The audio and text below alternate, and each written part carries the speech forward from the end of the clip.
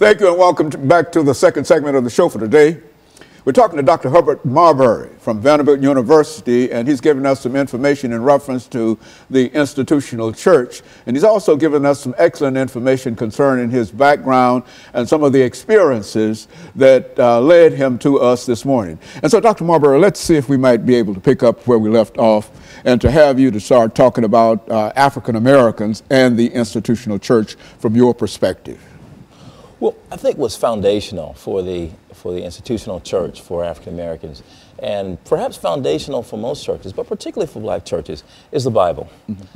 You find it in the pulpits. We preach from it. It is our authority for our moral life, and it is for most Christian communities the Word of God. And I tell my students, every time they step into a pulpit in the midst of a community of believers and they speak from the Bible, they are speaking for that community. What is the Word of God? And so one of the things that captured my attention when I was a student at ITC and then later at Vanderbilt, I had good professors like Professor Victor Anderson and Professor Lewis Baldwin, who interests me not only in ethics, that is how black communities think about what's right and wrong, but also interested me in the history of the black church. And from that standpoint, I wanted to know, well, why do black churches, why do churches in general think of the Bible and use the Bible so differently? For example, you look in Nashville and you've got churches from one end of the city to the other. And on fundamental issues, we disagree, and yet the same book is being preached from our pulpits. And I began to wonder, well, what's going on? It's not the book is the same. What's going on in the way that we interpret these texts? It's the interpretation of Absolutely, the books. It's the way. And so I wanted to study how African Americans historically have interpreted the Bible. And so that's the reason I wrote Pillars of Cloud and Fire. It begins to look at African American biblical interpretation from the antebellum period, starting with slavery. And I look at various examples. A radical example and a conservative example in the antebellum period, beginning with Absalom Jones and David Walker. I move on to look at Reconstruction with Frances Ellen Watkins Harper and John Jasper. The Harlem Renaissance with Zora Neale Hurston. Then the era of civil rights with Adam Clayton Powell and Martin Luther King Jr. And finally, I look at the era of Black Power with Albert Clegg. Each one takes up the book of Exodus, but takes it up in a very different way. And they take it up based on what I talked about earlier. That is, what are the relevant challenges that my community faces? How can I continue to make the Word of God, the Bible, relevant?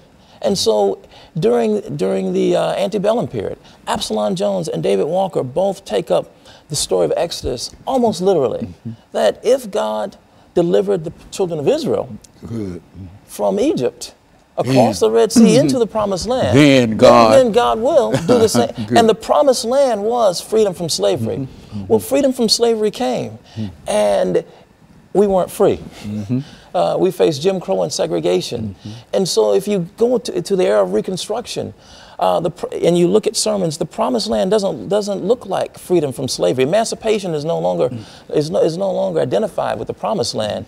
Uplift is, well, how do we educate now? How do we move from just emancipation to education and the kind of cultural attainment that will lift black communities?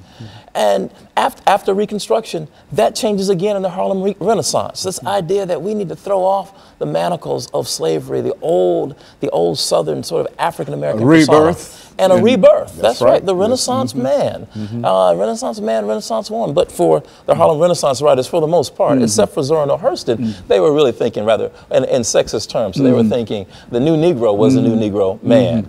But Zora Neale Hurston, I thought, was one of the most interesting figures during that time. Her Moses, Man of the Mountain, helped African Americans rethink the Exodus story in a way that took the focus off a singular figure like a Moses figure and put it on the community and asked us to imagine together what it would mean if we all together walked into the promised land and we weren't waiting for or dependent upon one singular figure or God to send one person to deliver a whole group of people.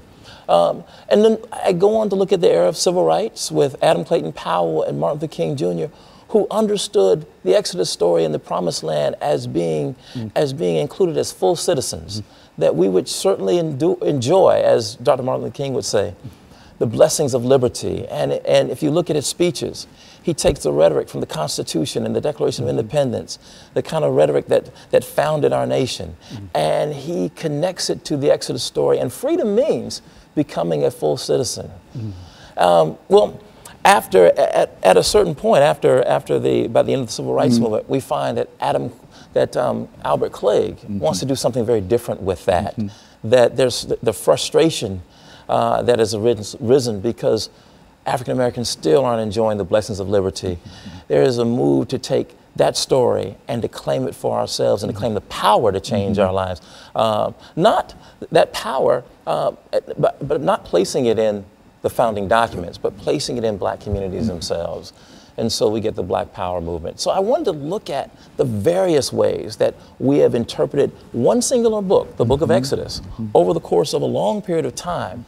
But my concern was to show that each interpreter started first with the concerns of their community at that time.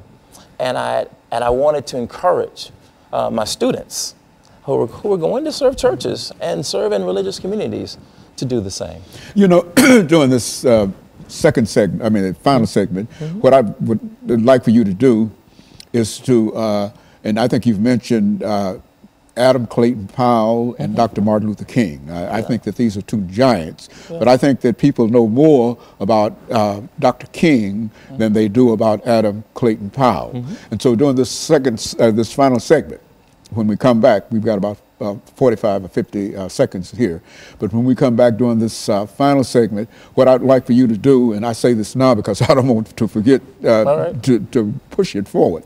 I want you to talk about Dr. Martin Luther King and Adam Clayton Powell, and with emphasis up on Adam Clayton Powell and why he is significant and what the things that you've been doing. Okay? And so what we'll do, we'll take this final commercial break, and then we'll come back and we'll deal with some aspects of Dr. Martin Luther King and Adam Clayton Powell. And we'll be back with our audience following this very, very short commercial break.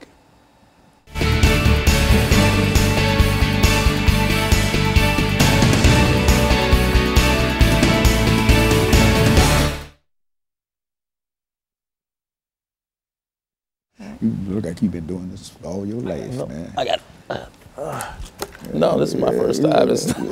Oh man, you're good.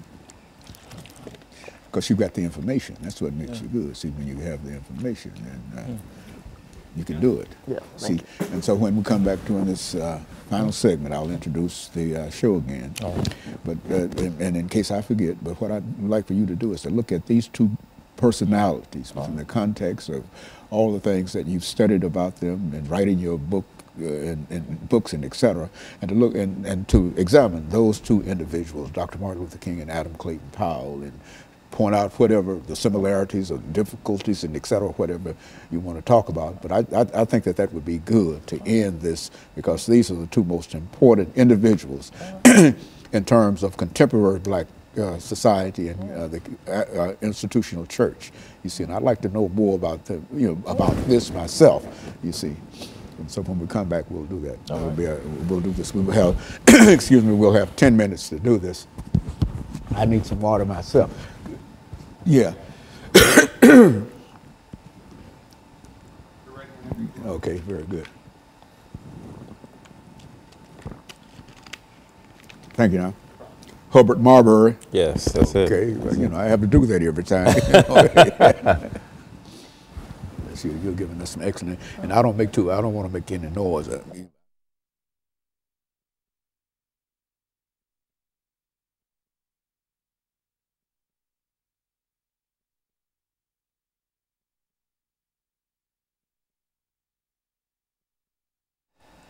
Thank you and welcome back to the final segment of the show for today. We're talking to Dr. Herbert Marbury from Vanderbilt University, and he's giving us some information in reference to African Americans and the institutional church. Doctor, let's see if we might be able to pick up during this final segment to talk about what I consider to be two very, very significant individuals that you've already mentioned, Dr. Martin Luther King and Adam Clayton Powell. And let's see what you know about those individuals and how they fit into what we're trying to do at this particular time. Right. Well, in the chapter on the Civil Rights Movement, I take up Dr. King and Adam Clayton Powell as a pillar of cloud and fire. Dr. King as a pillar of cloud, and and Adam Clayton Powell as a pillar of fire. And when I say pillar of fire, I mean someone who kind of brandished, if you will, his brashness, a boldness, a certain radical nature. Adam Clayton Powell was very clear while he was in Congress that he called himself the baddest Negro in Congress. Yeah, go on. Right. and he flouted the rules. He didn't stomach segregation. He didn't take kindly to the kinds of conventions that made African Americans second class. And part it had to do with his upbringing, had to do with who he was, but it also had to do with, I think, growing up in Harlem. And he really was, I call him, a son of the Harlem Renaissance. He was the new Negro, as I understand it, that the Harlem Renaissance writers had hoped for. He started one of the first boycotts of the public transportation system in Harlem. One of the first sort of public service programs at his church at Abyssinian Baptist Church. And by the time he went to Congress, he was pastoring the largest Protestant congregation in the nation.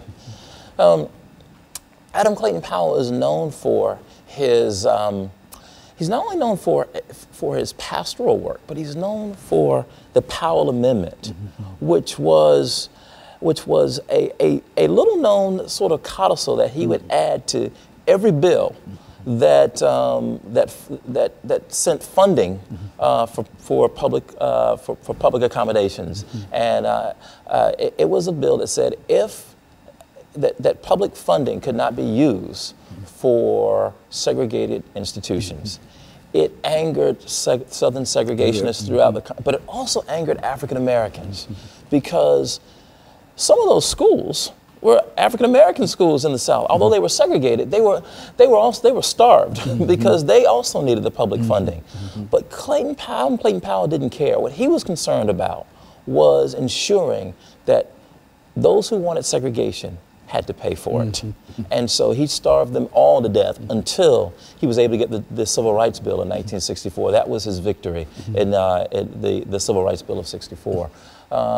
He was there when Lyndon Baines Johnson signed it, but so was Dr. Martin Luther King Jr. And King, who was, they were both princes of the Black Baptist Church. Adam Clayton Powell had attended school in New York. His father, his father, in many ways, had groomed him to be a prince of the Baptist Church. Martin Luther King, as Dr. King, as Dr. King's father. Good. His father pastored Abyssinian, while Dr. King's father pastored Ebenezer, and they both groomed their sons for the roles that they would take. They both went to elite schools, Morehouse College in the South, and they both were products of the black middle class. But where they differed, I think, was Dr. King grew up in the segregated South, born right in 1929, just as America was going into the Great Depression.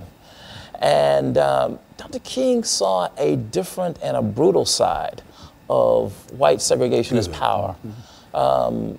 And it was something that I don't think Adam Clayton Powell saw. That shaped Dr. King in a way that that Adam Clayton Powell didn't. And led to his assassination. Yes, and led to his assassination. Absolutely.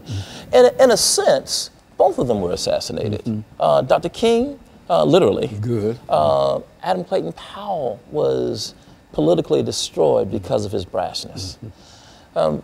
So what I find with, now, both of them come at a time when African Americans have migrated. And I think this is also important to make the making of these two figures.